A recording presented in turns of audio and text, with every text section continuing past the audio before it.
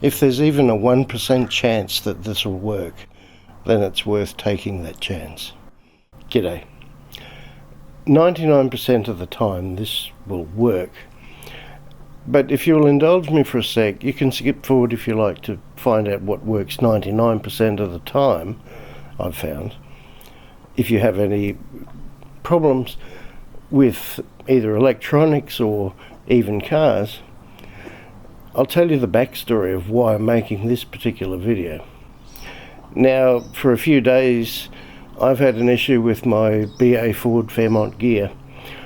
On the weekend I set the preset driver's seat, it's fully electric. I stood outside the car, and for some reason cars are often possessed by devils. Just like the plane behind me. I definitely need a remote where I can pause the camera. So anyway, the seat went all the way forward. Now, I haven't been a thin person for a number of years, but even a micro thin person wouldn't be able to get behind the seat because it was like squished. So basically, to put it short, I spent cumulatively a couple of hours over a period of a few days under the car. Look, most of my videos I like you to watch without blinking an eye because I have a lot of subtle little flashes or text or something, or cutaway shots. This isn't going to be one of those complex videos, so if you like, feel free to just listen to this like a podcast. So yeah, like most things I do, I didn't film any of this because, to be honest, all you'd see is me mucking around under the seat, teaching you new swear words possibly, because I certainly came up with some. And the problem is that even if I was a thin person, it would be uncomfortable. I ended up laying on the ground next to the car, wishing I had two equal length right arms, because I couldn't get to anything.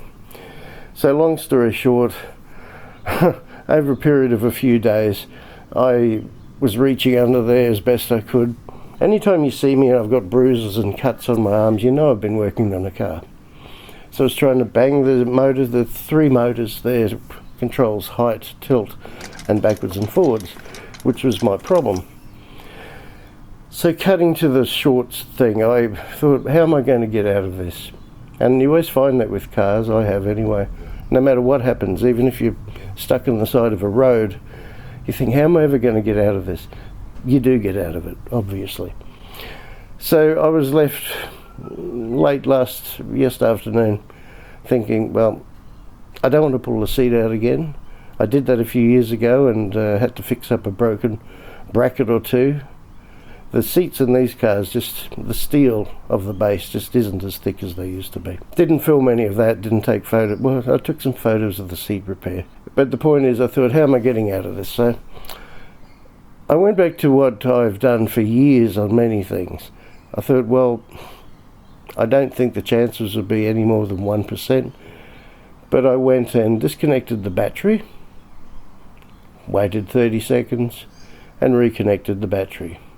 Now I thought this won't work because I was moving the seat backwards and forwards a million times. I could hear the motors clicking but not doing anything.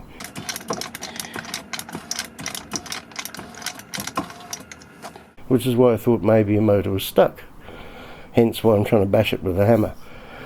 Anyway, sure enough, reconnected the battery, went to the car, good as gold, seat moves backwards and forwards as if nothing ever happened. You wouldn't read about it. And if you do happen to have a car of a similar series to mine, check out the playlist at the end of this video, because I've compiled a list of helpful tips about this car, including some hacks that I've come up with and some methods to show both the proper way and ways to save you time. So to the point of this video, I often, over many decades now, do this, and I've even told people to try this.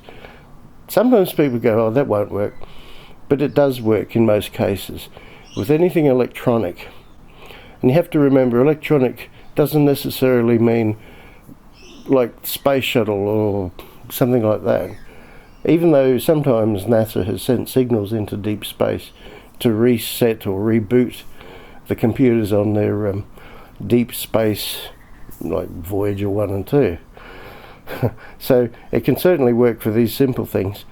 Whether it's your TV set suddenly goes funny, turn the power off, wait for 30 seconds or a minute in case there's any capacitive storage, reconnect it, and almost always it'll work again.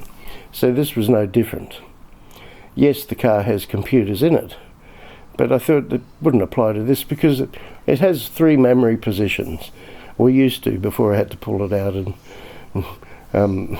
well, I won't say bastardise. Yes, I will. Frankenstein it. So I thought surely that can't be stopping it. But it did, as good as gold. So that's my little tip. Always try that, even if it's the remote control of your TV set or something not working. Sometimes it's worth trying. Take the batteries out, put batteries in, fresh batteries especially. It'll work. And computers, the same thing. There's people at Microsoft, I guarantee you, 99.99% of them don't even know why these things happen. They're just glitches. So anything man-made is fallible. So try that. In this case, I wasn't expecting it to work, but it did, and that's for a car. Right, so this video's been done. Put it out there. Take my advice if you want. If you don't, it's up to you. But try it, and actually try it first, which is what I wish I would have done, because then I wouldn't have sat here for days on and off going, bastard, bloody bastard, rotten bastard, just contemplating and losing sleep about how I'm ever going to drive the car.